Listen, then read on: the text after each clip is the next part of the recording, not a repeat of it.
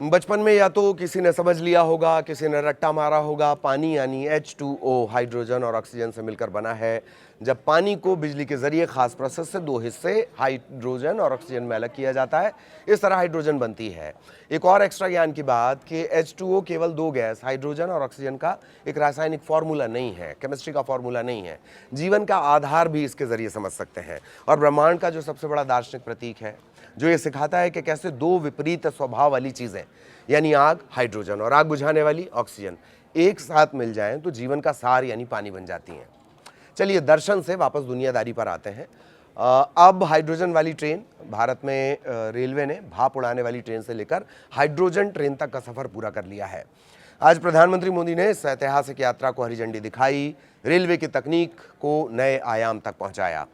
बिना आवाज और धुएं के ये तकनीक है, ये भविष्य की तकनीक मानी जा रही है। भारत में जींद से सोनीपत तक हाइड्रोजन ट्रेन चली है। तो आखिर ये हाइड्रोजन ट्रेन भला क्या है भाई, इसकी खासियत क्या होगी?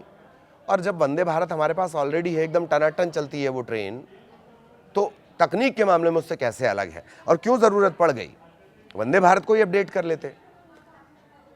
और ये जो सवाल आ रहा है कि क्या भविष्य में ये वंदे भारत की जगह ले लेगी, रिप्लेस कर लेगी, तो इससे जुड़े ये जो तमाम सवाल हैं इनको एक एक करके समझते हैं।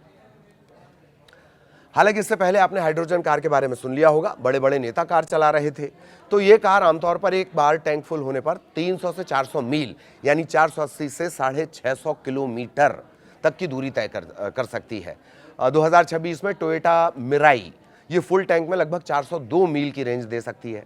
अगर इसके प्रति किलोग्राम हाइड्रोजन का माइलेज को निकालें तो औसत 60 से 70 मील यानी 96 से 112 किलोमीटर की दूरी ये तय कर सकती है। कार ही क्या है, अपने यहाँ तो बस भी हाइड्रोजन वाली चलने लगी है। दिल्ली में भारत की पहली हाइड्रोजन बस सर्विस को लॉन्च किया गया था और DMRC, इंडियन ऑयल, इनके तरफ से जॉइंट तरीके से बनी थी और टाटा मोटर्स ने इसे बनाया था। इसे सेंट्रल सेक्रेटरिएट, कर्तव्य भवन, विज्ञान भवन, निर्माण भवन, Akbar road, national gallery of modern art, सेवा तीर्थ, ये सब कवर करने के लिए इसको लॉन्च भी कर दिया गया था। तो कार भी चल गई, कार के बारे में हमने आपको बता दिया, और बस भी हो गई। अब बारी है ट्रेन की, लेकिन ट्रेन का जो मामला है वो थोड़ा अलग है। हाइड्रोजन ट्रेन की खासियत की बात करें तो ये एक हाइब्रिड इलेक्ट्रिक कार की तरह काम करती है। ये चलते चलते अपने लिए क्लीन एनर्जी यानी साफ बिजली ये बनाती है। तो हाइड्रोजन क्या है? ये एक ऐसा सवाल है जो हमें विज्ञान की गहराई और ब्रह्मांड की शुरुआत में लेकर जाएगा। पीरियोडिक टेबल का ये सबसे पहला तत्व है, H सिंबल से दर्शाया जाता है और एटॉमिक नंबर इसका 1 है। और आसान शब्दों में से समझते हैं कि ये भला क्या है। एक तरफ जहां semi high speed Vande Bharat train ने प्रीमियम और रफ्तार के सफर को थोड़ा नए मायने दिए, बदल दिया है, वहीं दूसरी तरफ रेलवे ने स्वदेशी हाइड्रोजन फ्यूल सेल ट्रेन के रूप में पटरियों पर एक पूरी तरह से अलग टेक्निक का आगाज कर दिया है। एकदम डिफरेंट टेक्निक है ये। लेकिन इससे बड़ा एक सवाल खड़ा कर दिया है कि आखिर रेलवे ने एक और नई वंदे भारत बनाने के बजाय हाइड्रोजन टेक्निक पर पैसा और समय क्यों लगाया? तो इसका जवाब है रेलवे के अलग अलग सेक्टर को टारगेट करना, साथ ही बुनियादी ढांचे की जो चुनौतियां हैं। अब भारत है, कश्मीर से कन्याकुमारी, कटक टू अटक, एक जैसी जगह थोड़ी है। अभी अपन एकदम ठीक ठाक बैठे हैं, पानी आ गया, हल्की हल्की गर्मी लग रही है। दक्षिण भारत में झमाझम पानी बरस रहा है। बेंगलोर का मौसम तो ऐसा है, एक चौराहे अलग, दूसरे चौराहे अलग। इसी वजह से इन तमाम चुनौतियों को और कार्बन न्यूट्रल करके प्रदूषण मुक्त बनाने के बड़े लक्ष्य इसके पीछे छिपे हुए हैं। हाइड्रोजन ट्रेन और वंदे भारत की तकनीक में थोड़ा सा डिफरेंस क्या है?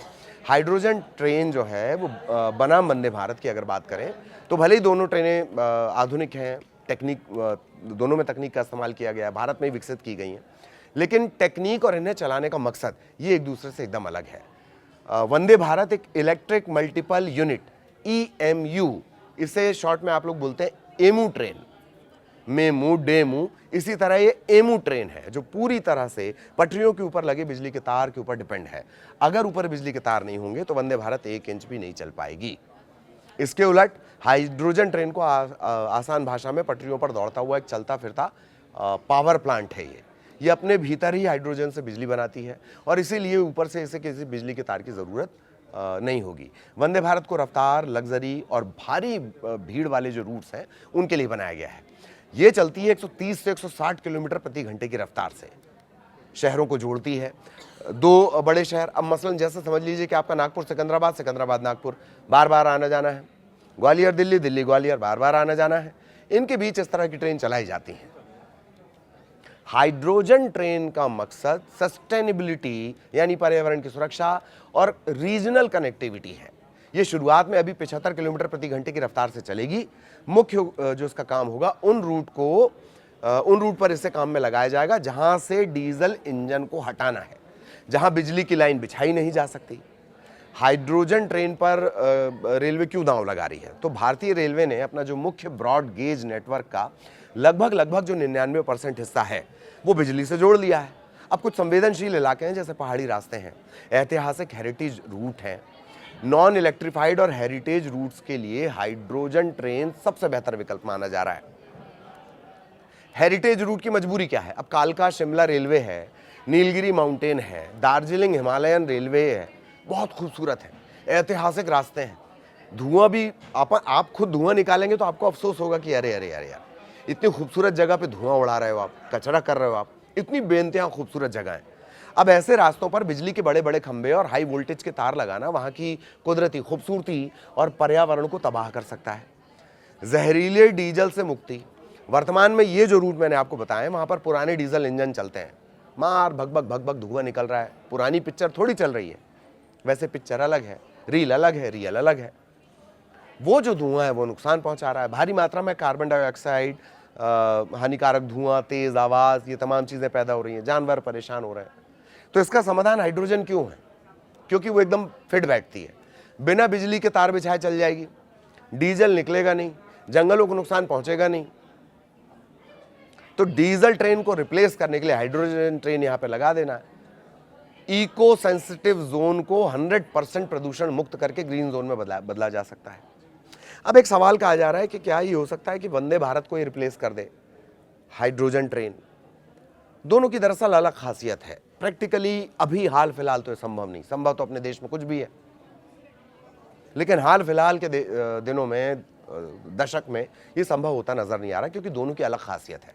हाइड्रोजन ट्रेन वंदे भारत की जगह नहीं लेगी, बल्कि दोनों एक दूसरे के एक पैरेलल मददगार के तौर पर पटरी पर दौड़ेंगी। वंदे भारत मुख्य तौर पर लंबे रूट पर अपना दबदबा बनाए रखेगी। हजारों यात्रियों को बहुत तेजी से एक शहर से दूसरे शहर पहुंचाना होता है, भारी मात्रा में लगातार बिजली की जरूरत इसको होती है। हाइड्रोजन ट्रेन स्थानीय रूट और कम दूरी के जो सर्किट हैं, पर्यटन से भरे हेरिटेज रास्ते हैं, वहां की कमान संभाल लेगी। हाइड्रोजन बनाने और उसकी तकनीक का खर्च अभी ज्यादा है, इसीलिए इसे उन रूट पर चलाना बेमानी होगा जो पहले से बिजली की लाइन से लैस है। बिजली का खर्चा भी झेलो, फिर हाइड्रोजन का खर्चा भी झेलो। रणनीति के तहत वंदे भारत रफ्तार संभालेगी और हाइड्रोजन ट्रेन पर्यावरण को बचाएगी। तो ये अभी सरकार ने रखा हुआ है, क्योंकि हाइड्रोजन की जो टेक्निक है उसमें पूरा का पूरा जो जनरेटर सिस्टम है, छोटा मोटा जनरेटर तो होगा नहीं, जैसे अपना इन्वर्टर से घर की लाइटें जल जाती हैं, पंखा चल जाता है, एक बड़ा सा जो पूरा फ्यूल सिस्टम है वो उसी ट्रेन में चलाना होता है। ठीक, एक बात और जान लीजिए कि अभी जो हाइड्रोजन ट्रेन है उसकी कैपेसिटी के बारे में जान लीजिए। इसकी जो डिज़ाइन, स्पीड की जो डिज़ाइन की गई है, स्पीड जो डिज़ाइन की गई है वो 110 किलोमीटर प्रति घंटा मैक्सिमम, अधिकतम। ऑपरेटिंग की इसकी जो स्पीड रखी गई है वो 75 किलोमीटर प्रति घंटा, क्योंकि वो जो रूट है, जिस तरह के कालका या नीलगिरी रूट है, हिमालयन रूट है, वहाँ पर मैक्सिमम 75 की रफ्तार से इसे चलाया जाएगा, ये अभी तय किया गया है। हाइड्रोजन की खपत 300 किलोग्राम रोजाना और स्टोरेज 440 किलोग्राम का है, जो ट्रेन आज हम देख रहे हैं उसके मुताबिक। यात्री की क्षमता 682 सीटें, यानी कुल 2600 यात्री एक बार में सफर कर सकते हैं, 2600 लोग। और कोच की बात कर ली जाए तो 10 इसमें पैसेंजर, कुछ 10 कोच लगे हुए हैं। तो जैसे मैंने आपको बताया था ना कि एक पावर जनरेटर भी आपको इसमें रखना पड़ेगा। 10 कोच में से 8 में तो पैसेंजर बैठेगा, 2 में बनेगा पावर। पावर कितना बनेगा? 1200 किलोवाट। हर 2 पावर कार है, एक बनाएगा 1200, कुल हो जाएगा 2400। एक बार फ्यूल भरने पर ही 356 किलोमीटर तक का सफर तय करेगी और इंजन से धुएं की जगह सिर्फ भाप निकलेगी। बाई प्रोडक्ट की जब हम बात करते हैं तो सिर्फ इसमें भाप निकलेगी। तो ये दोनों का एक कंपैरिजन, वंदे भारत बनाम हाइड्रोजन ट्रेन। और जो तमाम सवाल हैं, उम्मीद है आपको उनका जवाब मिल गया होगा। वीडियो देखने के लिए धन्यवाद, नमस्कार।